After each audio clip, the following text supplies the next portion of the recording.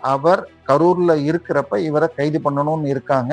இப்ப விஜயும் அதே மாதிரி செய்தால் அப்படித்தான் ஆகும்.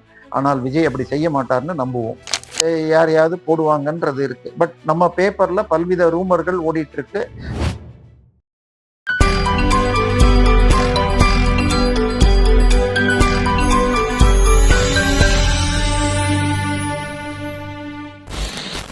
இந்த வீடியோவை லைக் பண்ணுங்க, ஷேர் பண்ணுங்க, நம்ம சேனலுக்கு சப்ஸ்கிரைப் பண்ணுங்க. அன்பு தமிழக பல்ஸ் நேயர்களுக்கு வணக்கம். நம்முடன் இன்று இணைந்திருப்பவர் சமூக ஆர்வலர் திரு தேவப்பிரியா சார் அவர்கள். சார் வணக்கம் சார், உங்களை வரவேற்பது பெருமை. வணக்கம்மா. ரொம்ப உங்களோட இந்த சேனல்ல புதுசா பேசுறதுல ரொம்ப சந்தோஷமா இருக்கு. சொல்லுங்க சார். முதல் முறையாக இப்போ ஒரு விஷயம் நடந்திருக்கு. எப்பவுமே இவங்கதான் அடுத்தவங்களை தேடுவாங்க. ஆனா கரூர்ல இப்ப 2 பேரை தேடுறாங்க.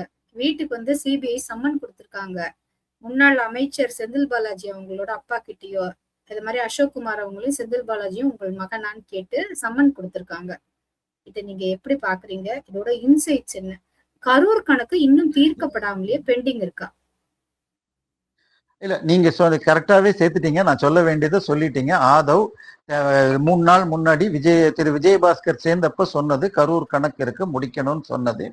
பட் செந்தில் பாலாஜி என்ற நபரை பற்றி எல்லோருக்குமே தெரியும். அவர் 2015 ஜெயலலிதா ஆட்சியின் போது மின்சாரத்துறை போக்குவரத்து துறை அமைச்சராக இருந்தப்ப ஒரு 25,000 தமிழர்களுக்கு உங்களுக்கெல்லாம் வேலை வாங்கி தரேன்ப்பா அப்படின்னு 30,000 இருந்து 1,00,000 ரூபாய் வாங்கி கொண்டு 90% மக்களை ஏமாற்றினார். இது வந்து கீழ் வேலைக்கு மேல அதே ஜேஇஐ போஸ்டுக்கு ஒரு 13 பேருக்கு வேலை வாங்கி தரத்துக்கு 10 இருந்து 13 லட்சம். ஆனால் அவரை காப்பாத்தணும்னு சொல்லிட்டு திமுக அந்த எஃப்ஐஆர்ல 2000 பேரை அக்யூஸ்டாகவும் 750 பேரை விட்னஸா போட்டிருக்காங்க. இந்தியன் பீனல் சட்டங்கள் படியாக அந்த 2000 பேரும் முதல் தடவை வரணும். நாங்கள் இத குற்றத்தை ஒத்துக்கொள்கிறோம் இல்ல மறுக்கிறோம் சொல்றதுக்கு அக்யூஸ்டு விட்னஸ் எல்லாரும் வந்தாதான் சார்ஜ் ஷீட் போட முடியும். அந்த மாதிரி ஒரு கோர்ட்டு தமிழ்நாட்டில் இந்தியால எங்கேயுமே கிடையாது. கிரிக்கெட் ஸ்டேடியத்துல வச்சுதான் நடத்தணும். அண்ட் ஒவ்வொருத்தரும் அந்த அட்ரஸ்ல இருக்காங்களா என்னன்னு பார்த்துட்டு தான் கூப்பிடணும், சம்மன் அழைக்கணும். அப்படி நடத்துறதாக இருந்தா 150 வருஷம் ஆகும்னு சொல்லி கோர்ட்லயே அபிஷியலாக எதிரிகள் சொல்லியிருக்காங்க. சோ இது வந்து இது அந்த வழக்கு நடந்துட்டு இருக்கு. அதுலதான் 488 நாள் உள்ள இருந்தார். அந்த வழக்கில் அந்த அசோக சக்கரவர்த்தி இவருடைய தம்பி வந்து தலைமறைவா இருந்ததுனாலதான் அவருக்கு பெயில் கிடைக்கல. 3 கண்டிஷன்னால அவருக்கு பெயில் கிடைக்கல. ஒண்ணு வந்து வந்த அரசு அதிகாரிகளை தாக்கினார்கள், 2வது அசோக் கானும், 3வது இவர் மந்திரி ராஜினாமா பண்ணதுனால பின்னால 458 நாளைக்கு முன்னாடி வந்து. பட் அசோக் அப்புறமாக வெளியில வந்த பிறகும் அவரை டிவிஏசி எந்த விசாரணையும் பண்ணவில்லை. சரி, டிவிஏ இதை வந்து போன வாரம் அவரை இது பண்ணப்பவே கேட்டாங்க, ஏன் நீங்க 3 வருஷமா பண்ணலன்னு சொல்லிட்டு. சோ ஒரு பக்கம் இந்த வழக்கு, இன்னொரு பக்கம் மின்மாற்றி வழக்கு சிபிஐக்கு போயிருக்கு, அவங்களும் நோட்டீஸ் கொடுத்திருக்காங்க. இதை தாண்டி அன்னைக்கு ஆதவ் சில வார்த்தைகளை விட்டிருக்கார். திரு உதய் சொல்லிதான் போலீஸ் அந்த இடத்துல எங்களை கட்டுப்படுத்திச்சுன்னா என்னமோ சொல்லியிருக்காரு. இதெல்லாம் கொஞ்சம் கோர்ட்டுக்கு எதிரான வார்த்தைகள். ஏன்னா ஏற்கனவே அது விசாரணையில் இருக்கிற வழக்கு, அதை எதிர்த்து உச்ச நீதிமன்றம் போயிருக்காங்க. இதை தாண்டி மிக தெளிவாக இந்த ஆட்சி போயே ஆகணும். இவங்க இன்னும் 10 நாளைக்கு இருந்தால் எல்லா கேஸ்லயும் எஃப்ஐஆர் போட்டுருவாங்க. எஃப்ஐஆர் போட்டுட்டா இங்க நம்ம மேனேஜ் பண்ணிடலாம். ஆனால் அங்க சந்தான பாரதி சார் இருக்காரு, இதுல ஹோம் மினிஸ்டர், அவரை வந்துட்டாருன்னா அப்புறம் நம்மள ஒன்றும் பண்ண முடியாது. ஏன்னா KN நேரு வழக்கில் வெறும் 23 கோடி ரூபாய் ஒரு கம்பெனியில கடன் வாங்கிட்டு IOBயில் திருப்பி கட்டலன்னு போட்ட ஒரு எஃப்ஐஆருக்கு உள்ள வந்துதான் 3 cash for job, transfer scam, அதுக்கப்புறம் பார்ட்டி ஃபண்டுன்னு போட்டிருக்கிறதுல ஒரு வழக்கு தான் போட்டிருக்காங்க. அதுலேயும் KN நேரு வழக்கில் திரு ரத்தீஷ் பேர் சேர்க்கப்பட்டிருக்கிறது. ஸோ ரத்தீஷ் யாருன்னு சொன்னால், திரு உதயநிதி ஸ்டாலின் வாரம் மீட்டிங் போடுவார்.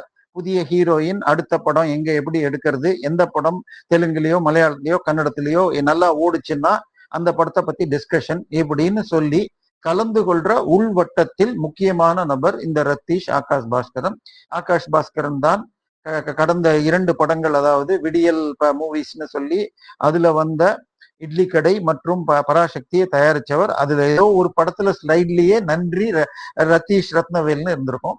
அவர் ரொம்பவும் சாதாரணமான மனிதர், ஸ்கூட்டர்ல 5 வருஷம் முன்னாடி வந்துட்டு இருந்தவர் இப்பொழுது 350 கோடிக்கு ஈசிஆர்ல ஒரு பங்களா கட்டிட்டு இருக்காரு.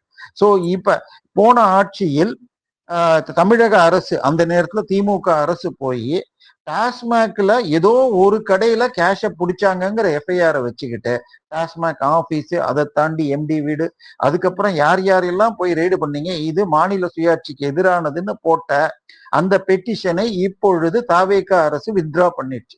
தட் மீன்ஸ் இடி இப்ப என்ன வேணா பண்ண முடியும். சோ இப்ப இடி உள்ள வந்தால் தப்பிக்க முடியாத அளவு சிக்குவாங்க. இன்னொன்னு, உதயநிதி அவர்களுடைய வலது கை அவருடைய சேப்பாக்கம் திருவல்லிக்கேணி பொறுப்பாளர் திரு சிற்றரசு, அவர் திமுக சென்னை மேற்கு மாவட்ட செயலாளர். மாவட்ட செயலாளர்ங்கிறது மந்திரிக்கு ஈக்குவலான போஸ்ட். அவர்கிட்ட சேப்பாக்கம் தொகுதியை சேர்ந்த ஒரு வட்ட செயலாளர் இது துளசிராமன் சொல்லிட்டு அவர் போய் இது புகார் கொடுத்திருக்காரு. நான் பல பேரிடம் 3 லட்சம் ரூபாய் வாங்கி HRNCE கல்வித்துறை போன்ற இடத்தில் போஸ்டிங் டிரான்ஸ்ஃபருக்குன்னு வாங்கி சிற்றரசிட்ட கொடுத்தேன், திருப்பி கேட்டா கொடுக்கல. இதை கம்ப்ளைண்ட் கொடுத்ததுக்காக என்ன 75 நாள் மார்ச் மாதம் உள்ள போட்டு இப்ப வெளியில வந்திருக்கேன் அப்படின்னு இருக்காரு. இப்ப சிற்றரசு ஒரு வட்ட செயலாளர் அப்படி வாங்கியிருந்தா 4 தொகுதிக்கு ஒரு 20 வட்ட செயலாளர்கள் இருப்பாங்க. அப்ப எவ்வளவு, இதெல்லாம் நேரடியாக உதயநிதிக்கு போகும். அதே மாதிரி இன்னைக்கு காலையில இன்னொரு செய்தி வந்திருக்கு. மவுண்ட் ரோடை ஒட்டிய அந்த ஃபுட் ஸ்ட்ரீட்ல இருக்கிற தள்ளுவண்டி கடைகள்கிட்ட மாசம் 20,000 ரூபாய் 1.5 மாசமா வசூல் பண்ணியிருக்காங்க. சோ உதயநிதியை ரத்தீஷ் ஒரு பக்கம் சிற்றரசு ஒரு பக்கம் இதே மாதிரி வருதுங்கிறப்ப உதயநிதி மேலேயே டார்கெட். போன வாரம் தேனியில விஷ்ணு அப்பா எலக்ட்ரிக்கல்ஸ்ங்கிறவங்க ஃபேர்சன் எலக்ட்ரிக்கல்ஸ்ங்கிற ஒரு விண்மில் சோலார் கம்பெனிக்கு 42 கோடி ரூபாய்க்கு ஆர்டர் எடுத்து கொடுத்தோம். ஆனா நாங்க சப்ளை பண்ண 38 லட்சம் ரூபாய் கேட்டா தரமாட்டேன்றாங்க. கேட்டால் இந்த கம்பெனி சபரீசன் தம்பி பிரவீன் கணேஷ் அப்படின்னு சொன்னதாக அவங்க கொடுத்த லெட்டர் ஜூனியர் எவிடன் உட்பட எல்லாத்துலயும் வெளியில வந்தது. சோ சபரீசன் மீது கை வச்சாச்சு. அந்த பிரவீன் கணேஷ் யாருன்னு பாத்தீங்கன்னு போய் கூகுள்ல தேடினால் அவர் ஒரு 13 கம்பெனிக்கு டைரக்டரா இருக்கார். அதுல 9 கம்பெனிகள் விண்மில் மற்றும் சோலார். அப்ப தெளிவாக ஒரு வலை பின்னப்பட்டது. சோ திமுகக்கு பணம் கொடுக்கிற முக்கியமான 4 ஏடிஎம்கள், 1 KN நேரு, 2வது செந்தில் பாலாஜி, 3வது ஏவா வேலு, 4வது மூர்த்தி. அதுக்கு அடுத்த லெவல்ல இன்னும் பலர் இருக்காங்க. இந்த 4 பேர்ல 3 பேர் கை வச்சாச்சு, மூர்த்தி மட்டும்தான் பாக்கி. சோ இப்ப அவரையும் கை வச்சாச்சுன்னா இப்ப திமுகவிற்கு பணம் கிடைக்காது, முக்கிய ஆட்களை கைது செய்யணும். இதுதான் பிளான். சோ ஏப்ரல் இந்த ஜூன் 18 சட்டமன்றம் கூடும் முன்பே இந்த கைது நடக்கும் நம்ம சில சேனல்ல சொன்னோம்.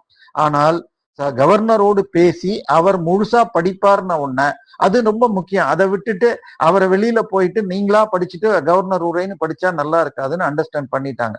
ஆனால் ஜூன் 22 விஜய் பிறந்த நாள் அன்று 10 தாவேகா எம்எல்ஏக்களை ராஜினாமா செய்ய வைக்கணும் அப்படின்னு செந்தில் பாலாஜி முயற்சி செய்கிறார் என்ற தகவல் வந்தது. நானும் சில சேனல்ல சொன்னேன். சோ அதை தடுக்கத்தான் அசோக்குமாரை தேடி கரூர்லயும் சென்னையிலயும் போக கொஞ்சம் ஸ்லோ ஆனாங்க.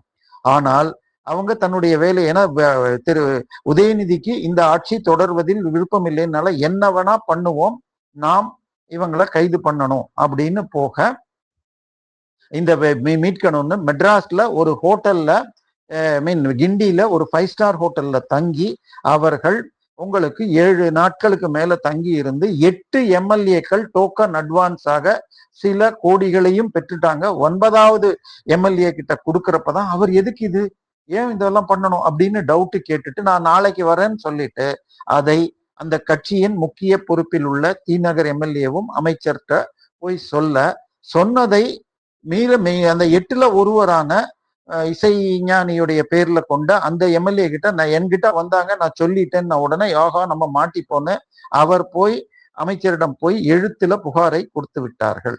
சோ அதனால செந்தில் பாலாஜி குரூப் ஏவாவேலு சேர்ந்து ஆட்சியை கலைக்கும் வேலையில் இருந்ததுக்கு பெருவாரியான ஆதாரங்கள் எடுக்கப்பட்டுள்ளன.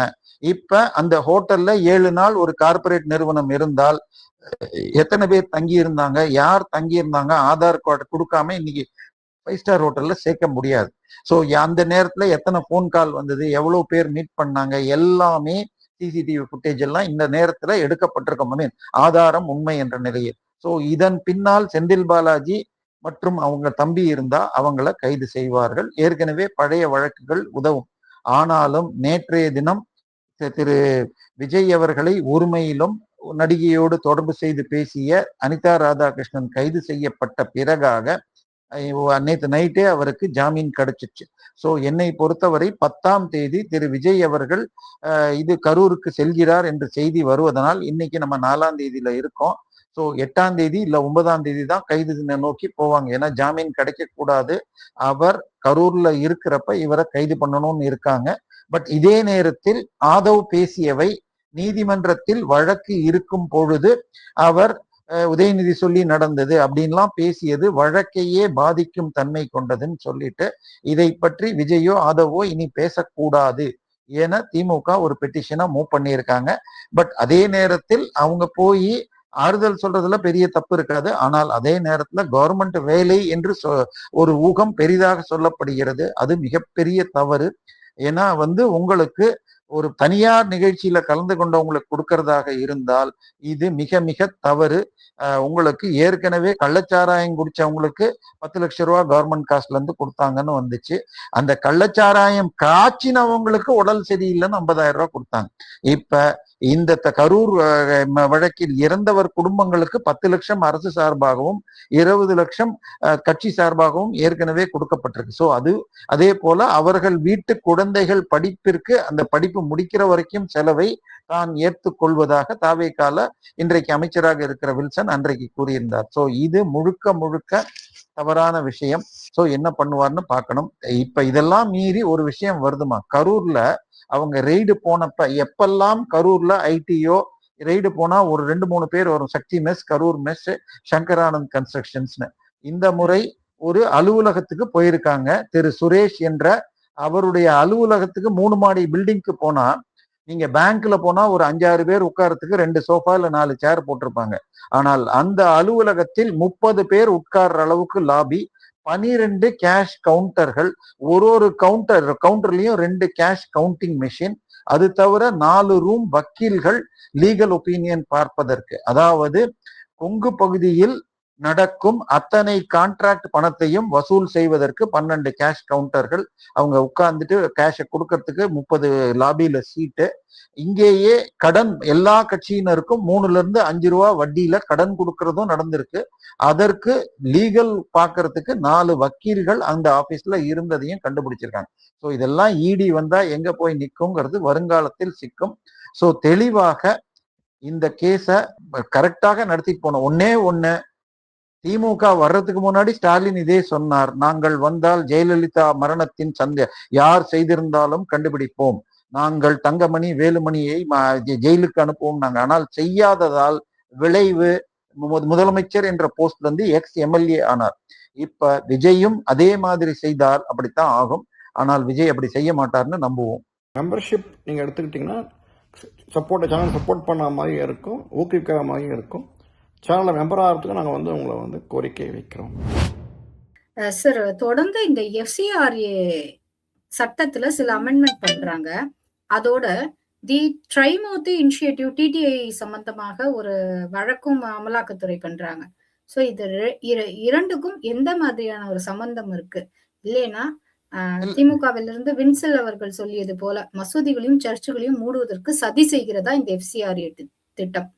எஃப்சிஆர்ஏன்னா ஃபாரின் கரன்சி ரெகுலேஷன் ஆக்ட்மா, வேற எதுவுமே கிடையாது. சரி, இன்னைக்கு நானோ நீங்களோ யாருக்காவது உதவி செய்யணும்னா நம்மளால மாசம் 100-500 ரூபா ஒதுக்க முடியும், அவ்வளவுதான் முடியும். அதை வச்சுக்கிட்டு ஒரு 10 பேருக்கு 2 நாள் சம்பளம் போட முடியும், அதிக சாப்பாடு வாங்கி தர முடியும், அதுக்கு மேல முடியாது. ஆனால் ஒரு அனாதாசிரமோ எதுக்கோ நம்ம உதவணும்னு சொன்னா ஒரு 4 பேர்ட்டு டொனேஷன் வாங்கி கொடுப்போம். அதை தொடர்ச்சியாக செய்வதற்கு அறக்கட்டளைகள் நிறுவி செய்வார்கள். இப்ப அறக்கட்டளையில நீங்க யார்கிட்ட வேணா டொனேஷன் வாங்கலாம், வாங்கி செய்யலாம். இதுல வெளிநாட்டு பணம் வாங்கி நீங்க செய்பவர்களாக இருந்தால் உங்களுடைய அக்கவுண்ட், இந்த எஃப்சிஆர்ஏ ஆக்ட் என்பது பன்னாட்டு அரங்கில் கொடுக்கப்பட்ட சட்ட முறைப்படியாக போன மன்மோகன் சிங் ஆட்சியின் போது கொண்டு வரப்பட்டது. அதை பல்வேறு திருத்தங்கள் செய்து சமீபத்தில் சில திருத்தங்கள், இதுல முன்னாடி செஞ்ச திருத்தம் படியே ஃபாரின்ல இருந்து உங்களுக்கு பணம் வரும் அறக்கட்டளையாக இருந்தால் உங்களுடைய account State Bank of India New Delhi பிரான்ச்ல மட்டும்தான் இருக்கணும், அதுல மட்டுமே வாங்கணும். ஏன்னா எங்கெல்லாம் வாங்கினா இந்தியாவில கண்ட்ரோல் பண்ண முடியாது, ஒரு பேங்க்குக்கும் பல ஆயிரம் கிளைகள் இருக்கிறதுனால. இப்ப என்ன சேர்த்திருக்காங்கன்னு சொன்னால், உங்க அக்கௌண்ட் கணக்க முழுக்க கொடுக்கணும். நீங்க அறக்கட்டளை நிறுவும் போதுவே என்ன பர்பஸ், நீங்க கல்வி சொல்லித்தர இதுவா, இல்ல நீங்க ஏழைகளுக்கு உதவி செய்வதா, இல்ல நீங்க உங்களுக்கு இது அதுக்கு பேர் என்ன சொல்றது, இது கோயில்களில் அன்னதானம் செய்வதற்கு, இல்ல கல்வி பல பேருக்கு கல்வி டியூஷன் எடுக்கிறேன், இது மாதிரி ஒன்று அல்லது ஒன்றுக்கு மேற்பட்ட இந்த ஒரு 16 விதமான இது இருக்கு. அதுல செலக்ட் பண்ணிக்கலாம். நீங்க என்ன பர்பஸுக்கு வாங்குறீங்களோ அந்த பர்பஸுக்கு தான் யூஸ் பண்ண முடியும். அட்மினிஸ்ட்ரேட்டிவ் மற்றும் சேலரி போன்றவை 20% தாண்டக்கூடாது. ஏன்னா இவர்கள் பல்வேறு தங்களுடைய சொந்த செலவுகளை கணக்குல எழுதிட்டு அவர்கள் தனிப்பட்ட விதத்தில் என்ஜாய் பண்ணுவாங்க. ஒரு முறை துக்ளக்கில் குருமூர்த்தி அவர்கள் எழுதியிருந்தார், அதாவது நான் ஃபாரின்ல போய் ஒரு பர்டிகுலர் ஒரு பெரிய நபரை, ஜிம்மி கார்ட்டர்னு எக்ஸ் பிரசிடென்ட்டை சந்திக்க போன பொழுது அவங்க இதுல சார் நாங்களே இங்க அறக்கட்டளை வச்சு இது பண்றோம், நீங்க உங்களுக்கு கொடுக்க முடியாதுன்னாங்களா. என்னன்னா தினந்தோறும் கோட்டு சூட்டு போட்டுக்கிட்டு இந்தியால இருந்து பலரும் டொனேஷனை கேட்டுட்டு அமெரிக்கால போறாங்க. அதுக்கு என்ன பண்ணுவாங்கன்னா, எதையோ ஒரு அனாதாசிரமம் நடத்துறோம்னு போட்டோ எடுத்து வருஷம் வாட்ச் கட் வாங்கி தரோம் 1000 ரூபாய் எப்படின்னு 100 பேருக்குன்னு எழுதுவோம். இந்த மாதிரி பல கணக்குகளை கொடுத்து ஏமாத்திட்டு இருக்காங்க. சோ இதையெல்லாம் முறையாக செக் பண்றதுக்கு எல்லாத்துக்கும் பேன் கார்டு ஆதார் லிங்க் பண்ணி என்ன பர்பஸுக்கு யூஸ் பண்ணாங்க ஆடிட் செய்யணும்னு. சோ இப்படி செஞ்ச பொழுது கிட்டத்தட்ட இந்தியால 30 லட்சம் அறக்கட்டளைகள் இருந்தன. அதில் பாதிக்கு மேல கணக்க ஒழுங்கா கொடுக்கல. சோ அவைகள் அந்த எலிஜிபிலிட்டிய போனது. அதுல கிறிஸ்துவ நிறுவனங்களும் வரலாம். நீங்க இப்ப திமோத்தி இனிஷியேட்டிவ் பத்தி சொன்னீங்க. இதை விட நீங்க கூகுள்ல போய் ஜோஷுவா ப்ராஜெக்ட் என்று போட்டால் இந்தியாவில் இருக்கும் ஒரு பின்கோடிலும் கிறிஸ்துவ சர்ச் வரணுங்கிறாங்க. கிறிஸ்தவ சர்ச்சுன்னா உடனே ஒரு மதம்னு நினைக்கிறீங்க. கிறிஸ்துவ சர்ச்சுங்கிறது ஒரு சர்ச்சு கிடையாது. இந்து மதத்தில் 40,000 ஜாதி இருக்குன்னா கிறிஸ்துவத்தில் 60,000 பிரிவுகள் இருக்கிறது. ஒரு பிரிவு இன்னொரு பிரிவு சர்ச்சுக்கு போக மாட்டாங்க. எனவே ஒவ்வொருத்தரும் சர்ச் வேணும்பாங்க. சோ ஜோஷுவா ப்ராஜெக்ட் வந்தது. இப்ப சமீபத்தில் நீங்க சொன்ன மாதிரி திமோத்தி இனிஷியேட்டிவ் அப்படின்னு சொல்லிட்டு ஒரு நிறுவனம் அமெரிக்கா பேங்க்ல அக்கௌண்ட்டை ஓபன் பண்ணிட்டு இந்தியாவை சேர்ந்த வெவ்வேறு நபர்கள் போலி பெயர்ல உங்களுக்கு இது அதுக்கு பேர் என்ன சொல்றது டெபிட் கார்டை கொடுத்து 50,000க்கு கீழே சொல்லி கிட்டத்தட்ட ஒரு 6 மாதத்தில் 92 கோடி எடுத்திருக்காங்க. அதாவது ஃபாரின்ல இருக்கிற பேங்க்ல இருக்கிற பணத்தை இந்தியால டிராப் பண்ணியிருக்காங்க. இது அந்த 6 மாசம். ஆனா அந்த திமோத்தி இனிஷியேட்டிவ் 2019ல இருந்து ஆபரேட் பண்றாங்க. வருஷத்துக்கு 150 கோடின்னு போட்டா 1000 கோடியை கூட தொடலாம். சோ இப்ப இது எந்த விதமான அப்ரூவலும் இல்லாமல் அந்த 92 கோடியை வைத்துக் கொண்டு மதமாற்றம், மாவோயிஸ்டுகள் பணம், இந்திய எதிர்ப்பு, பயங்கரவாதத்திற்கு உதவி போன்ற செயல்கள் நடந்திருக்கிறதுன்னு சொல்லிட்டு இடி இப்ப சர்ச் பண்ணி போட்டிருக்காங்க. இதுக்கு முன்னாடி பிலீவர்ஸ் சர்ச்னு ஒரு சர்ச், அதுக்கு 6000 கோடி பணம் வந்திருக்கு. அமெரிக்காவில் அந்த சர்ச் நாங்க கொடுத்த பணத்தை இவர் சரியா யூஸ் பண்ணல அப்படின்னு அங்க பல இது நானே சேவ் பண்ணி வச்சிருக்கேன். கடைசியில அவர் அமெரிக்காவில் இருந்த போது மர்மமான முறையில் இறந்தார்னு அங்கேயே ஏதோ ஆச்சு. சோ இது போல ஒரு சர்ச்சிலும் இந்த வேலைகள் நடக்கிறது. இங்க கேட்கப்படுறது கணக்கு சரியாக கொடுக்க வேண்டும். கணக்கு கொடுத்தால் எந்த பிரச்சனையும் இல்லை. இன்னொன்னு, நாங்கள் பள்ளிகள் நடத்துகிறோம், ஸ்கூல் எல்லாம் மூடிடுவோம். தயவு செய்து எனக்கு எத்தனை ஸ்கூலு உங்க பணத்துல இல்ல டொனேஷன்ல நடக்குதுன்னு பாருங்க. எய்டட் ஸ்கூல் என தமிழகத்திலோ இந்தியாவிலோ இருக்கும் 99% பள்ளிகள் தமிழக அல்லது இந்திய மக்கள் இந்துக்கள் வரி பணத்தில் நடக்கிறது. சம்பளம், பில்டிங்கு எல்லாத்துக்கும் கவர்மெண்ட் செலவு கொடுக்குது. நம்ம வரி பணத்துல நம்மள மதம் மாத்துறாங்க. சோ இதுக்கு இந்த டொனேஷன் யூஸ் பண்ணல. சோ நீங்க யூஸ் பண்றது ஃபுல்லா பைபிள பிரிண்ட் அடிச்சு கொடுக்கறது மதம் மாற்றம் செய்யும் வேலைகள். இதற்கு சர்ச்சு கட்டுறதுக்கு நீங்க டொனேஷன் வாங்கி எவ்வளவு எதுக்கு வாங்கினீங்கன்னு கணக்கு கொடுத்தா கட்டலாம். அதுல எந்த பிரச்சனையும் இல்லை. ஆனா தெருவுக்கு தெரு கட்டுவேன்னா தான் பிரச்சனை. அதை தாண்டி நீங்க மதம் மாற்றத்துக்கு பயன்படுத்த முடியாது. நீங்க பிரச்சாரத்துக்கு பயன்படுத்துறதுக்கு உறுதி உண்டு. அது என்ன எப்படி அதை பத்தி கம்ப்ளீட் டேட்டாஸ் அவங்க கேட்கிற முறையில கொடுக்கணும். சரி, இந்த FCRA சட்டத்தில் கிறிஸ்துவ முஸ்லிம் மட்டும்தான் பாதிக்கல. ராமகிருஷ்ணா மிஷன் உட்பட பல்வேறு நிறுவனங்கள் முறையான கணக்கு வைக்காம பழைய கணக்குகள் மூடப்பட்டு அவங்க புதுசா ஆடிட்டரை வச்சு பண்ணி இப்ப பண்ண முடியுது. அதே விஷயம் அவங்களும் பண்ண முடியும். சோ இதுல எந்தவித சிக்கலும் இல்ல. சரி, இந்த FCRAல ஒரு வருஷத்துக்கு 22,000 கோடி வருதுன்னு சொல்றாங்கம்மா. சரியா? இப்ப இந்த 22,000 கோடிங்கிறது ஒண்ணுமே இல்ல. கத்தோலிக்க சர்ச்சுக்கு கீழே மாத்திரம் இந்தியாவில் இருக்கும் நிலத்தின் மதிப்பு 17 கோடி ஏக்கர். ஒரு ஏக்கர் 10 லட்சம்னு வச்சா எவ்வளவு மதிப்பு போட்டுங்க. அதுல என்ன ரிட்டர்ன்ஸ் வருது, இதுக்கெல்லாம் ஒயிட் பேப்பர் கொடுப்பாங்களா? CSI சர்ச் தமிழ்நாட்டுல அவங்க ஒழுங்காக சிஎஸ்ஐங்கிறது தென்னிந்தியா முழுக்க, சர்ச் ஆஃப் சவுத் இந்தியா, அவங்க பிஷப் தேர்தல்களை ஒழுங்காக நடத்தலன்னு கேஸ் போட அவர்களுடைய ஹைகோர்ட் ஆர்டர் படியாக 2 உயர் நீதிமன்ற ஓய்வு நீதிபதிகள் 10 லட்சம் ரூபாய் மாச சம்பளத்துல நியமித்தார்கள். ஒவ்வொரு மாவட்டத்திற்கும் 3 லட்சம் ரூபாய் சம்பளத்துல மாவட்ட நீதிபதிகள் போட்டாங்க. சோ எல்லா சர்ச்சுகளும் ஃப்ராடு, ஏமாத்தல் பண்ணிக்கிட்டு இருக்காங்க. இன்னும் சொல்ல போனால் ஒரே ஒரு டயோசிஸ், திருநெல்வேலி பாளையங்கோட்டை டயோசிஸ்ல உங்களுக்கு அவர்கள் செய்யும் ஊழலை எதிர்த்து அவங்க நடத்துற ஸ்கூலு சர்ச்சு ஊழியர்கள் போட்ட வழக்கை பிஷப்பை காப்பாற்றுவதற்கு வக்கீல் ஃபீஸ் 2014 இருந்து 19 வரைக்கும் 52 கோடி செலவு பண்ணியிருக்காங்க. அப்ப எத்தனை ஊழல்கள், எத்தனை வழக்குகள்னு நீங்களே புரிஞ்சுக்கலாம். கோயம்புத்தூர்ல ஒரு பாதிரியார், ஐயா எனக்கு சம்பளம் 25,000 15,000 கொடுக்குறீங்க, மாசம் 1500 பிஎஃப் கட் பண்றீங்க, ப்ராவிடன்ட் ஃபண்ட், இது பார்ட்டி ஃபண்ட் இல்ல, இந்த ப்ராவிடன்ட் ஃபண்ட் கட்டினதுக்கு ஆதாரம் கொடுங்க, என் அக்கௌண்ட் நம்பர் கொடுங்கன்னு 3 வருஷம் ஃபுல்லா ஃபைட் பண்ணி 4வது வருஷம் புதிதாக அக்கௌண்ட் ஓபன் பண்ணி 2 மாசமா போட்டு அவருக்கு அந்த பாஸ்புக்கை கொடுத்தாங்க. சோ 3 வருஷமா மத்தவங்க யாரும் கேட்காம இவர் கேட்டதால் அப்பதான் வந்திருக்கு. குறைந்தபட்சம் 25 கோடி பிஎஃப் ஊழல் கோயம்புத்தூர் டயோசிஸ்ல மாத்திரம் நடந்தது. இதே மாதிரி ஒவ்வொரு ஊர்லயும் இருக்கலாம். இதையெல்லாம் இன்னைக்கு வரைக்கும் தமிழக அரசு தெரிஞ்சு ஒன்னும் பண்ணல. அதுல ஒரு கைதுகள் கூட நடக்கல. சோ சர்ச் என்பது ஏமாற்றுபவர்கள், கொடியவர்களின் கூடாரமாக இருக்கிறது. கடந்த 3 வருடத்தில் குறைந்தபட்சம் 4 ஹைகோர்ட் தீர்ப்புகள் படியாக சர்ச் சொத்துக்களை பாதுகாக்க இந்து சமய அறநிலைத்துறை அல்லது வக்ஃப் வாரியம் போல ஒரு வாரியத்தை நிறுவுங்கள்னு சொல்லி ஹைகோர்ட் தீர்ப்பு கொடுத்தும் தூங்குகிறார்கள். சாந்தோம் சர்ச்சில் 5000 கோடி சொத்துக்கள் ஏலியனேட் செய்யப்பட்டிருக்குங்கிற வழக்கு சிபிஐ கொடுக்க சொன்னதுக்கு ஸ்டே வாங்கியிருக்காங்க.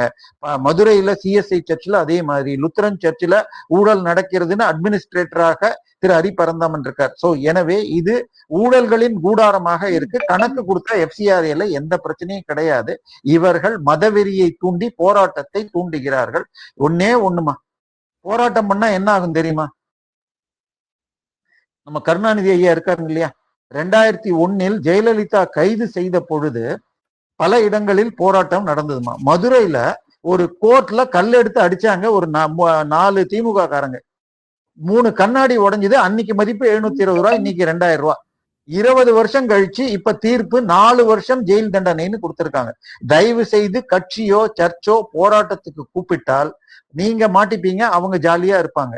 அதே போல ஓஎன்ஜிசிக்கு ஹைட்ரோ கார்பன் எதிர்த்தாப்புல போராட்டத்தில் திரு PR பாண்டியன் உட்பட பல விவசாய போராளிகள் 13 வருஷ ஜெயில தண்டனை வாங்கிட்டு இப்ப ஸ்டேல இருக்காங்க. சோ இந்த போராட்டங்கள் என்பது அரசியல்வாதியுடைய லாபத்திற்கும் சர்ச் கொள்ளையர்களின் லாபத்துக்கும் பொதுமக்கள் ஆதரவு கொடுக்க வேண்டாம். கணக்க கொடுங்க ஐயா, இவ்வளவுதான் கேக்குது. எம்ஜிஆர் கணக்கு கேட்டா திமுக உடைஞ்சுது, சர்ச்சில் கணக்கு கேட்டு பல 100 சர்ச்சுகள் உருவாகுது. ஆனால் சிஎஸ்ஐயும் கத்தோலிக்கத்துல மாத்திரம் நடக்கும் ஊழல்கள் எங்கிட்ட இருக்கிற பேப்பர் கட்டிங்க 500-600க்கு மேல இருக்கு. நான் இது எங்க போய் சொல்ல முடியுமா? சோ இது முழுக்க ஏமாற்றம், அவர்களுடைய ஃப்ராடை தடுக்கிறதுக்காக பண்ணப்பட்டது. இந்திய உலகம் ஃபுல்லா இதை ஏத்துக்கிறாங்க. இதுல எந்த பிரச்சனையும் கிடையாதுமா. சார், மத்திய அமைச்சரவையில மாற்றம் வரும்னு சொல்றாங்க. இது பற்றி உங்கள் பார்வை அவசியமா? இல்ல இப்போ இல்லைன்னா எப்போன்னு நினைக்கிறீங்களா சார்? இல்ல, மோடியுடைய ஸ்டைலே எப்படின்னு சொன்னால் மிட்வே, அதாவது அவருடைய 5 வருஷம் ஒரு ஆட்சியில 2 வருடம் 2.5 வருடம் முடிஞ்ச பிறகாக ஒரு மாற்றம் செய்வார்கள். இன்னொன்னு, இது இந்த நேரத்துல சில முக்கியமான முடிவுகளையும் எடுப்பார்கள். முதல் முறை அவர் முக்கியமான முடிவுன்னு எடுத்தது டிமானிட்டைசேஷனை எடுத்தார். அது அவருக்கு உத்தரப்பிரதேச தேர்தலுக்கு மிகவும் உதவியது. யோகி முதலமைச்சராக வந்தார். அதே நேரத்துல எந்தெந்த ஸ்டேட்ல தேர்தல் இருக்கோ அந்த ஸ்டேட்டை சேர்ந்தவர்களுக்கு அமைச்சர்கள் அந்த ஊர்ல எந்த ஜாதிக்கு இருக்கோ அதை கொடுப்பார்கள். அதே மாதிரி இப்ப இருக்கிற அமைச்சர்களில் சில பேர் சரியாக வேலை செய்யவில்லை, அவங்க துறையிலேயே அவர்களுக்கு நல்ல பெயர் இல்லை அப்படின்னா அவர்களை ஒண்ணு வேற துறைக்கு மாத்துவாங்க, இல்ல அவங்கள கட்சி பணிக்கு மாத்துவாங்க. சோ இந்த மாதிரி சில நேரங்களில் திறமையான அமைச்சர் கூட கட்சி பணிக்கு தேவைப்படலாம். உதாரணமாக அடுத்த வருஷம் குஜராத் எலெக்ஷன் இருக்கு. குஜராத்ல இப்ப திமுக பாஜக போன முறை 150 சீட்டு ஜெயிச்சாங்க, 157 180க்கு. இந்த முறை இப்ப திருப்பி 100 தொட்டுவாங்கன்னு தான் சொல்றாங்க. சோ இதை இம்ப்ரூவ் பண்றதுக்கு ஒரு சமயத்தில் அமித்ஷாவை கூட அமைச்சர் பதவியிலிருந்து விலகி கட்சி பதவிக்கு போவார்லாம் வந்து. சோ மோடி அமித்ஷா என்ன வேணா மாற்றம் செய்வார்கள். தற்போது உதாரணமாக மிக திறமையான அமைச்சராக இருக்கிற வைஷ்ணவி இது அவர் இதுக்கு அதுக்கு பேர் என்ன, ரயில்வேஸ் மற்றும் இன்ஃபர்மேஷன் அண்ட் பிராட்காஸ்டிங்ல இருக்கார். ரெண்டுமே ரொம்ப கஷ்டமான துறைகள். சோ அதுல ஏதாவது ஒண்ணு பிரிச்சு கொடுக்கலாம். சோ இது மாதிரி மாற்றங்கள் இப்போ கல்வித்துறையை பத்தி இந்த நீட் தேர்வு சரியா நடத்தலங்கிறது ஒண்ணு ஓடிக்கிட்டு இருக்கு. சோ பட் அந்த தர்மேந்திர பிரதான் இப்பொழுதைய கல்வி அமைச்சர் ஏற்கனவே அவர் ஓஎன்ஜிசி ஆயில் அமைச்சராக இருந்த பொழுது அவர் உஜாலா திட்டம் என்று கொண்டு வந்து 10 கோடிக்கும் அதிகமான ஏழை குடும்பங்களுக்கு கேஸ் கொடுத்த கனெக்ஷன் இன்னைக்கும் மோடி போனால் எத்தனை பேர் கேஸ் வாங்கினீங்கன்னா கை தூக்குவாங்க. சோ அதை ரொம்ப திறமையா ஊழல் இல்லாமல் செய்து காட்டியவர். கல்வித்துறை கொஞ்சம் சிக்கலாக இருக்கிறது. அதற்கு சரியான ஆட்கள் கடந்த 10 வருஷத்துலயே ரொம்பவும் திறமையா யாரும் இல்லைங்கிற வருத்தம் உண்டு. ஆரம்பத்தில் ஸ்மிருதி இரானிலிருந்து அதற்கு யாரையாவது போடுவாங்கன்றது இருக்கு. பட் நம்ம பேப்பர்ல பல்வித ரூமர்கள் ஓடிட்டு இருக்கு. திருமதி நிர்மலா சீதாராமனை மாற்றப்பட்டு அந்த இடத்துல சக்திகாந்த் தாஸ் எல்லாம் சொல்றாங்க. எனக்கு தெரிந்த அந்த 4 முக்கியமான பதவிகள் கேபினெட்டுங்கிற சொல்றதுல defence, external affairs, finance and home, இந்த 4 இப்ப மாத்த மாட்டாங்க. பட் இவர் டிஃபென்ஸ் மினிஸ்டர் மட்டும் வருகின்ற அடுத்த ஜனாதிபதியாக அவரை போடும் நிலையில் நிர்மலா சீதாராமன் டிஃபென்ஸுக்கோ இல்ல ஹோமுக்கோ மாற்றிவிட்டு அந்த இடத்துல பியூஷ் கோயல் வரலாம் என்று சொல்லப்படுகிறது. பட் அமித்ஷா, மோடி உடன்பிறவா குஜராத்தி சகோதரர்கள் எப்பையும் சர்ப்ரைஸ் வச்சிருப்பாங்க. சோ இன்னொன்னு, கட்சிக்கு முக்கிய பொறுப்புகள் ஃபில்அப் பண்ணல, புதிய கவர்னர்கள் மாற்றம் வரும். சோ இது எல்லாமே சேர்ந்து அடுத்த மாசத்துக்கு மேல போயிடுங்கிறாங்க. ஆகஸ்ட் மாதம் பட்ஜெட் கூட்டம் முடிந்த பிறகுதான் இதை செய்வார்கள். இந்த மாசம் பண்ணியிருந்தா 15க்குள்ள முடிக்கணும். மோடி 3 நாள் இப்ப திருப்பி வெளிநாடு போயிட்டார். அதனால இப்ப பார்லிமெண்ட் 18ஆம் தேதி கூடுறதுக்கு முன்னாடி இதை செய்வதாக இல்லை. சோ அடுத்த மாசம் செய்வாருங்கிறாங்க. மோடி சில மாற்றங்கள் அவசியம் தேவை. மோடி, அமித்ஷா அவர்கள் ஒரு ஃபுல் டைம் பொலிட்டிக்கல் 24 ஹவர்ஸும் பாலிடிக்ஸ்ல இருக்கிறவங்க. சோ எதை செஞ்சா எப்படி பண்ணணுங்கிற ஃபீட்பேக்கோட பண்ணுவாங்க. தமிழ்நாட்டுல மாத்திரம் நம்ம எதிர்பார்க்கிறது நடக்கல. மற்றபடியாக இந்தியா ஃபுல்லாக அவர்கள் வெற்றி பெற்று வருகிறார்கள். ஏன்னா இங்க அவங்க வந்தப்போ 12 ஸ்டேட்ல இருந்தது, இன்னைக்கு 21 ஸ்டேட்ல பிஜேபி ஆட்சி இருக்கு. சோ அதனால அடுத்த கேள்விக்கு நீங்க இப்பயே பதில் சொல்லிட்டீங்க சார். இதெல்லாம் சொல்றீங்களே, தமிழ்நாட்டுல ஏதாவது மாற்றம் வருமான்னு கேட்க நீங்க முன்னாடி சொல்லுங்க. இல்ல, தமிழ்நாட்டை பொறுத்த வரைக்கும் அமித்ஷா தெளிவா சொல்லிட்டார், என்னுடைய ரேடார்ல வந்துருச்சுட்டாரு. பட் அவங்கள பொறுத்த வரைக்கும் எலெக்ஷன் தான் முக்கியம். பிப்ரவரி மாதம் 5 ஸ்டேட்ல வருது, யூபி, உத்தராஞ்சல், உத்தராகண்ட், பஞ்சாப்ல. சோ அதுக்கு முக்கியத்துவம் கொடுப்பாங்க. எனக்கு வருகின்ற தகவல்கள் தமிழகத்தின் நயினார் நாகேந்திரன் கவர்னராக, அது கேரளாலாம் சொல்றாங்க, கேரளா கொடுப்பாங்களான்னு தெரியாது, கவர்னராக மாற்றி அந்த போஸ்ட்ல இளைஞர்கள் யாரையாவது கொண்டு வருவாங்கங்கிறாங்க.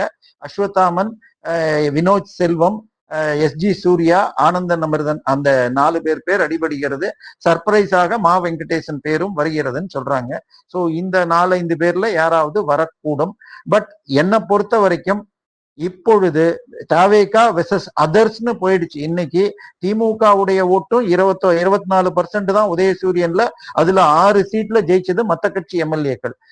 அதிமுக 21% தான். சோ 2 கட்சியும் சேர்ந்து 40% கீழே போயிடுச்சு. அதாவது நேரடி இரட்டை இலை உதயசூரியன். சோ இவங்கெல்லாம் என்ன பண்ணுவாங்க, இத்தனை சீட்டு காங்கிரஸ் கொடுக்கூடாது, இத்தனை சீட்டு பிஜேபி கொடுவாங்க, நீங்க சின்ன சீட்ல உங்களால ஜெயிக்க முடியல. இன்னும் சொல்ல போனால் திமுகவில் 15 அமைச்சர்கள் தோற்றார்கள், இன்க்ளூடிங் கொளத்தூர். அதுல ஒருத்தர் முத்துசாமி மட்டும்தான் அதிமுக இருந்து வந்தது. அதிமுக இருந்து வந்த 15-16 பேர் ஜெயிச்சிட்டாங்க. ஆனால் திமுகவிலேயே தன் வாழ்க்கை முழுதும் ஓட்டிய திரு துரைமுருகனாக இருக்கட்டும், அல்லது உதயநிதியுடைய வலதுகரமாகிய அன்பில் மகேஷ் பொய்யாமொழியாக இருக்கட்டும், அல்லது கேஷ் கவுல நம்பர் 1 சைலண்டாக வெற்றி பெற்றவர் மூர்த்தி, அவருமே தோத்திருக்கார். இல்ல அந்த தொகுதியின் மிக செல்வாக்கு பணம் கொடுக்காம ஜெயிச்சார் என்று சொல்லப்பட்ட பிடிஆர், இப்படி எல்லாருமே தோத்திருக்காங்க. சோ திமுக கஷ்டப்பட்டு அதுக்கும் இதுக்கே 15,000 கோடி செலவு பண்ணியிருக்காங்க. கிட்டத்தட்ட மக்கள் திமுகவையும் அதிமுகவையும் ரிஜெக்ட் செய்ய உள்ள நிலை இருக்கு. அடுத்த ஒரு தேர்தலுக்கு அதிமுக கொஞ்சம் கொஞ்சமா போயிட்டு இருக்கு, சிங்கிங் எவ்ரிடே. திமுக அந்த லெவலை ரீச் பண்ணி பிஜேபி செகண்ட் வரணும். பட் அதற்கு அவர்கள் இன்னும் முழுமையா தயாரா எனக்கு தெரியல. அண்ணாமலை இங்க இருந்து செஞ்சிருக்கணும். பட் இப்ப அவர் வெளியில போய் சக்சஸ் ஆவாரா? அவர் அவர் நிரூபிக்கிற வரைக்கும் அவரை விமர்சிப்பதை பாஜகவினர் தவிர்ப்பது நல்லது. ஏன்னா அவருடைய திறமை ஒண்ணு கடுமையான உழைப்பு, ரெண்டாவது தான் சொல்வதை எளிதாக மக்களுக்கு அமீபா முதல் ஜெப்டோ வரைக்கும் எதை கேட்டாலும் எளிதா புரிய வைப்பார். ஆனால் இதே திறமை கொண்டவர்கள் வைகோவும் சீமானும், சரியா, அவர்கள் எவ்வளவு வெற்றி பெற்றார்கள். தனியாக நீங்க உழைச்சு ஒரு புதிய கட்சி கொண்டு போகணும்னா இன்னும் எளிதாக இருக்க முடியாது. சோ அவர் தன்னை நிரூபிச்சுட்டு வர வரைக்கும் பிஜேபி அவரை பத்தி கவலைப்பட வேண்டாம். சரி, 2014லயே மோடி வெர்சஸ் லேடின்னு சொன்னப்பவே 18% வாங்கணும் திமுக அதிமுக கூட்டணி இல்லாமல். அதனால அண்ணாமலைக்குன்னு ஒரு சாம் கண்டிப்பாக இளைஞர்கள் ஓட்டை கவர்ந்தார். அதுல இப்ப 18 லட்சம் பேர் அவர்கிட்ட சேர்ந்திருக்காங்கன்னு சொன்னால் அதுல ஒரு 5 லட்சம் பேர் வெறும் ஃப்ரீ சும்மாவானு சேர்ந்து பார்ப்போன்னு, மீதமுள்ளதில் பாதி பேர் மத்திய எலெக்ஷன் தான் பிஜேபிக்கு தான் போடுவாங்க, மாநிலத்துல அண்ணாமலைன்னு யோசிப்பாங்க. பட் சமீபத்தில் அவருடைய பேச்சுக்கள் அதிலும் ஓட்டைகள் விடுகிறது. எனக்கு டெல்லிக்கும் வடக்கன்கள்னு சொன்னது, இன்னைக்கு உட்காந்து பேசிய செக்யூலர்னு பேசுறதெல்லாம் எடுபடாது. பட் அவரை ஒதுக்கி வைங்க, நீங்க வளருங்கள். இப்ப நவம்பர் மாசம் எலெக்ஷன் வருது. சோ நிச்சயமாக ஸ்டெப் எடுப்பாங்க. பட் உடனடியாக பெரிதாக இருக்குமான்னு எனக்கு தெரியல. சோ ஒரு சில தலைகள் நால்வரணின்னு சொல்லுவாங்க, அவங்களெல்லாம் ஒதுக்கினால் வேகமாக வளரும். என்னை பொறுத்த வரைக்கும் அவங்களும் நல்ல உழைப்பு கொடுத்திருக்காங்க. எந்த அளவுக்கு பாடி ஷேமிங்கை தமிழிசை மேடம் பேஸ் பண்ணாங்க. திரு முருகன் அவர்கள் வேல் யாத்திரை பண்ணி 4 எம்எல்ஏக்களை கொண்டு வந்திருக்காங்க. சோ நான் அதை கூட நான் பெருசா ஏத்துக்கல. ஆனால் ஒரு டெடிகேட்டட் 24 hours பாலிட்டிஷியன் ஒருவர் இருந்து, வினோத் செல்வம் நல்ல முறையில ஃபைட் கொடுத்திருக்கார் 2 எலெக்ஷன்ல. எஸ்ஜி சூர்யா நல்ல பேச்சு இருக்கும். இத மாதிரி யாரையாவது போட்டு கொண்டு வந்தால் வரலாம். பட் 2009 கூட்டணியில் இருந்த பிஜேபியை கழட்டி விட்ட நவீன் பட்நாயக்கை 2024 ஒண்ணும் இல்லாம ஆக்கிட்டோம். 2011 3 சீட்டு ஜெயிச்ச வெஸ்ட் பெங்கால்ல இந்த முறை 223 சீட்டுக்கு போயிருக்கும். சோ ஒரு 2 எலெக்ஷன் ஃபைட் பண்ணாதான் ஜெயிக்க முடியும். சோ அந்த நோக்கி போகணும். பிஜேபி லாங் டேர்ம் பிளான் பண்ணணும். ஷார்ட் டேர்ம்ல 2029 தேர்தலில் அதிமுகவோட சேர்ந்தா ஜெயிக்குங்கிற நம்பிக்கையை விட்டு தனியாக நிக்கிறத நோக்கி போவாங்களா பார்க்கணும். சார் ரொம்ப நன்றி சார். இத்துணை நேரமும் அழகாகவும் தெளிவாகவும் நிறைய விஷயங்களை எங்களுக்காக எடுத்து சொன்னீங்க. எஃப்சிஆர்ஏனா என்ன, அது என்ன சொல்லியிருக்காங்க, ஆல்ரெடி இருந்தது தாங்க. இப்ப உங்ககிட்ட வெறும் கணக்கு தான் கேட்டிருக்காங்க. மடியில கனம் இல்லைன்னா வழியில என்ன பயம், கணக்கு தானே கொடுத்துட வேண்டியதானே அப்படிங்கிற ஒரு விஷயத்தையும், நீங்க கணக்கை கொடுக்கலாங்கிறதுனாலயே மக்கள் கிட்ட ஏமாத்தி இதை மூடிடுவாங்க அதை மூடிடுவாங்கன்னு சொல்லாதீங்க. கணக்குல கொடுக்கப்படாமல் கொடுக்கப்பட்ட விதிகளுக்கு புறம்பாக நேஷனல் செக்யூரிட்டிக்கு அச்சுறுத்தும் வகையில் செயல்பட்டதாலேயே இதெல்லாம் தணிக்கை செய்ய வேண்டிய அவசியத்திற்கு நாம் உள்ளாகிறோம். இது ஒரு நல்ல முயற்சி. இதுக்கு நம்ம எல்லாருமே ஆதரவு தரணும் அப்படிங்கிற ஒரு விஷயத்தையும் தொடர்ந்து இங்க என்ன நடந்திருக்கு, கரூர்ல என்ன மிச்சம் கணக்கு இருக்கு, அன்னைக்கு அந்த 41 பேர் இறப்பு, அன்னைக்கு அவர் செய்தது என்ன, இன்னைக்கு அவர் செய்வது என்ன, இந்த இடத்துல நம்ம பிரச்சனை இல்லை அப்படின்னா நம்ம இன்னும் அந்த இடத்துல ஃபேஸ் பண்ணிருக்கணுமே ஒழிய இப்படி வீட்டுக்கு கூப்பிடுற அளவு வச்சிருக்க கூடாது. ஆல்ரெடி இவங்க மேல எல்லாம் கேஸ் இருக்கு. ஏற்கனவே நம்ம நல்லா தெளிவா சொன்னோம். ஜூன் 22ஆம் தேதியே 10 தாவேகா எம்எல்ஏக்கள் வெளியில போவாங்க, அதற்கான முயற்சிகளை எல்லோரும் முன்னெடுக்கிறார்கள்னு. ஆனால் திமுக ஆட்சிக்கு வரும்போது 2021 அதிமுகவில் ஊழல் செய்தவர்கள், ஜெயலலிதாவின் மரணத்திற்கு காரணமானவர்கள் கைது செய்வோம் அப்படிலாம் சொல்லி வந்தாங்க. ஆனா ஒண்ணும் செய்யல. அதே போல இன்று அமைந்திருக்கும் தாவேக அரசு சொன்னதை செய்தால் மக்கள் அவர்களுக்கு மீண்டும் வாக்களிப்பார்கள். சொன்னதை செய்யலைன்னா மக்கள் கண்டுக்க மாட்டாங்க ராஜா அப்படிங்கிற ஒரு விஷயத்தையும் தொடர்ந்து இங்க ஆமாங்க, எப்பவுமே அவருடைய டேர்ம்ல மத்திய அரசுல நம்முடைய பாரத பிரதமர் மோடி அவர்களின் டேர்ம்ல 2.5 வருஷத்துக்கு ஒரு முறை ஒரு சின்ன ஷஃபிள் இருக்கும். அது ஆரோக்கியமானதாகவும் அவசியமானதாகவும் இருக்கும். அடுத்து வரும் காலகட்டங்கள்ல சட்டசபை தேர்தல் இருக்கனால முக்கியப்பட்ட இடத்துக்கு மாற்றம் வராது. ஆனா டிஃபென்ஸ்ல ஒரு சின்ன மாற்றம் வரலாம், மேபி பினான்ஸ்ல ஒரு மாற்றம் வரலாம், முக்கியமானவர்கள் அந்த இடத்துக்கு போகலாம். அப்படிங்கிற சூசகமாக 2-3 முக்கியமான விஷயங்களையும் எங்களுக்காக சொல்லியிருக்கீங்க. தொடர்ந்து நீங்களாம் ஆவலுடன் எதிர்பார்த்து கொண்டிருக்கும் தமிழக பாஜகவா மாற்றம் வரலாம், வராமலும் இருக்கலாம். வந்தால் நல்லது, வராவிட்டாலும் அக்செப்ட் செய்து கொள்ளுங்கள்னு சொல்லியிருக்கீங்க சார். இனிவரும் காலங்களில் தொடர்ந்து இது போல் நிறைய பேசுவோம். நேரம் பகிர்ந்தமைக்கு நன்றி, இணைப்பில் இருந்தமைக்கு நன்றி. Thank you sir. ரொம்ப நன்றி.